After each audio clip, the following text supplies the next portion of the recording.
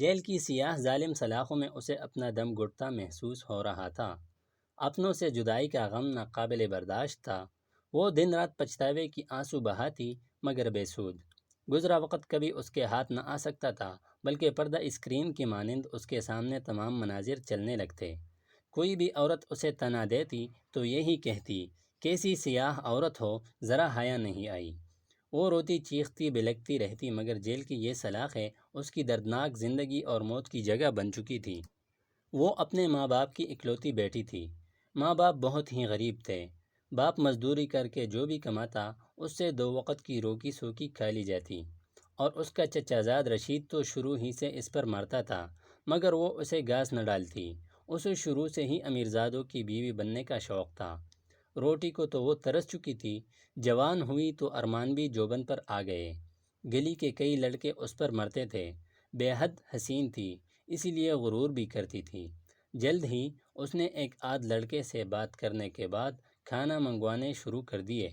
وہ اپنی عزت کی حدود کو جانتی تھی، مگر اس کا مقصد صرف باہر کی دنیا گھومنا اور کھانا پینا تھا۔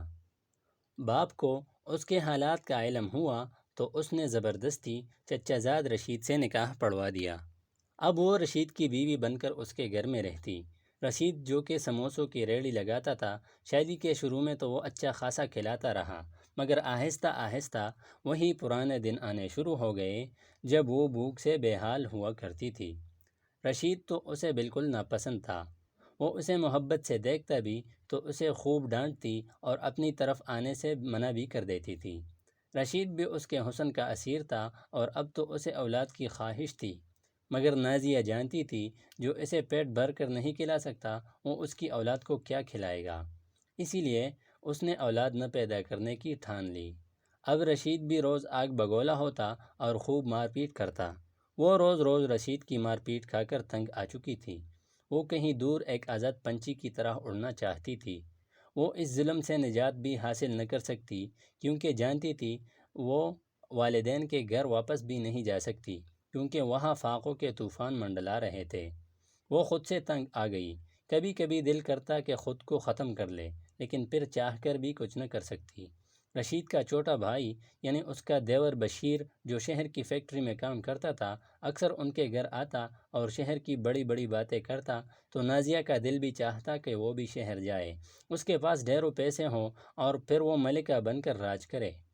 وہ جانتی تھی رشید کے پاس بھی اپنا گھر ہے، سونا موجود ہے اور بہت ساری رقم جمع کر چکا ہے، مگر پھر بھی وہ ان سب تک رسائی حاصل نہ کر سکتی تھی۔ اس نے رشید کے چھوٹے بھائی کو ہی زلفوں کا اسیر بنانے کی کوشش کی۔ جلد ہی وہ اس کھیل میں کامیاب ہو گئی۔ رشید کی ریہڑی پر کام کرنے والا ملازم افضل بھی اس کے حسن کا دیوانہ تھا۔ وہ انہی اچھے برے حالاتوں میں زندگی گزار رہی تھی کہ اچانک غم کی ایک ایسی آندھی چلی جو سب خوشیاں اپنے ساتھ بہا لے گئی۔ وہ روتی رہی، بلکتی رہی، زور زور سے چیختی رہی، مگر کوئی بھی اس کی مدد کرنے کو نہ آیا۔ اس بھیانک رات میں نقابپوش ڈاکوؤں نے زبردستی گھر میں گھس کر فائرنگ کی تھی۔ فائر رشید کے سینے میں لگا اور وہ وہیں گر کر فنا ہو گیا۔ رات کے اس پہر جب سب آرام کی نیند سو رہے تھے، اس نے اپنی چیخوں سے سب کو جگا دیا۔ اس کی دردناک چیخوں سے ہر کوئی غم میں مبتلا ہوا نظر آتا تھا۔ گھر، زیور اور باقی پیسے سب اس کے نام ہو گئے۔ وہ سارا دن شوہر کی یاد میں روتی رہتی اور پھر جلد ہی شہر چھوڑ کر کہیں دور جا بسی، شاید اپنے خوابوں کے شہر، جہاں اسے کوئی روک ٹوک نہ تھی، جہاں وہ اپنی مرضی سے زندگی گزار سکتی تھی، جہاں وہ اپنی مرضی سے اپنے محبوب کی سرگوشی میں جی سکتی تھی۔ لیکن کبھی کبھی چیخ اٹھتی۔ روز رات کو سوتے ہوئے اس کا ضمیر اسے بے چین ہو کر کچو کر کے پکارتا، مگر پھر وہ خیالات کو جھٹک کر سو جاتی۔ شہر میں آ کر اس نے محبوب کو بھی چھوڑ دیا اور اب وہ نئے کاموں میں ملوث ہو گئی۔ شراب نوشی، حسین راتیں اس کی زندگی کا محور بن چکی تھیں۔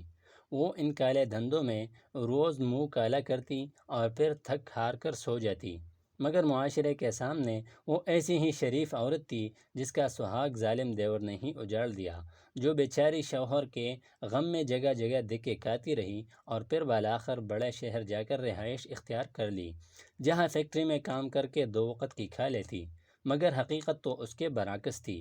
وہ اپنی زندگی میں کھل کر جینا چاہتی تھی۔ وہ سب اقدار، روایات اور اصولوں کو بھول کر باغی ہو چکی تھی۔ بڑے سے بڑے جرم بھی اس کے لیے معمولی ہو گئے۔ کبھی کبھی گاؤں چکر لگاتی تو وہی معصوم نازیہ بن جاتی، جس کا سب کچھ ایک بھیانک رات میں لٹ گیا تھا۔ پولیس نے اس کے دیور بشیر پر بہت تشدد کیا، پھر بالآخر وہ اس نتیجے پر پہنچے کہ وہ قاتل نہیں ہے۔ بس اسی دن کے بعد انہوں نے اپنی تفتیش شروع کر دی اور پھر بالآخر وہ اصلی قاتل ان کی گرفت میں آ ہی گیا۔ اور یا کپڑوں میں ملبوس مشہور کلب میں ناچتی گاتی نازیہ کو گرفتار کر لیا گیا۔ اسے اپنی گرفتاری پر شدید غم و غصہ تھا۔ وہ جانتی تھی کہ اس کا یہ راز بھی کوئی نہ جان پائے گا، مگر پھر اس کی گرفتاری نے ثابت کر دیا کہ پولیس آخر پولیس ہی ہے۔ لیڈی انسپکٹر نے اسے خوب پیٹا۔ وہ بار بار اس کے جرم کی داستان پوچھ رہی تھی، مگر نازیہ تھی کہ بس رونی صورت بنا کر یہی کہتی کہ میں نے کچھ نہیں کیا۔ روز اسے خوب مار پڑتی۔ آخر جسم کی زخموں کی خاطر تنگ آ کر اس نے حقیقت آشکار کر دی کہ رشید مجھ پر ہمیشہ ظلم کرتا تھا۔ اچھا پیسہ ہونے کے باوجود اچھی روٹی نہ کھلاتا تھا، روز مارتا، کبھی کہتا اولاد پیدا کرو۔ میں اس سے اکتا گئی تھی۔ پھر اس کا بھائی شہر سے آیا تو میں نے اسے زلفوں کا اسیر بنا دیا۔ ادھر رشید کی ریڑھی پر کام کرنے والے فضل کو بھی اپنا دیوانہ بنا لیا۔ افضل کا کچھ بدماشوں سے رابطہ تھا۔ میں نے افضل کے ساتھ مل کر اپنے شوہر کو ختم کرنے کا منصوبہ بنایا۔ میں جانتی تھی کہ میرا دیور شراب کا عادی ہے، اکثر شراب پی کر ہمارے ہی گھر آ جاتا۔ اس روز بھی اس نے خوب پی۔ پھر میں نے اسے نیند کی گولیاں کھلا دی اور اپنے منصوبے کو پورا کرنے کے لیے تیار ہو گئی۔ افضل نے چہرے کو نقاب سے ڈھکا۔ اس کے ساتھ دو اور لوگ تھے۔ وہ گھر میں داخل ہوئے تو میں نے اچانک شور ڈالا۔ میرا شوہر باہر آیا تو انہوں نے تھوڑی ہی لڑائی کے بعد فائر اس کے سینے پر مارا۔ میں وہیں پھوٹ پھوٹ کر رونے لگی اور اپنے کپڑے بھی پھاڑنے لگی۔ پھر افضل کی اسے پستول بشیر کے ہاتھ پکڑا کر اسے صحن میں لٹا دیا اور میں نے پولیس کو یہی بیان دیا کہ یہ ظالم میری عزت لوٹنا چاہتا تھا اور میری عزت کے رکھوالے میرے ہی شوہر کو، اپنے سگے بھائی کو موت کی نیند سلا دیا اور صدمے سے بے ہوش ہو گیا۔ میں افضل کے ساتھ کئی دن شہر میں رہی۔ اس نے مجھ سے بے وفائی کی۔ میں نے اسے چھوڑ کر نشہ شروع کر دیا۔ میں نے اپنے آپ کو باغی کرنا چاہا۔ میں اپنی مرضی سے جینا چاہتی تھی، مگر ان سب میں غلط، صحیح، حرام، حلال، اقدار، روایات سب بھول گئی۔ میں بہت بری عورت ہوں۔ وہ اپنا بیان دیتے ہوئے پھوٹ پھوٹ کر رو دی۔ لیڈی پولیس نے بیان لکھنے کے بعد نازیہ سے کہا، اب پچھتانے کا کیا فائدہ؟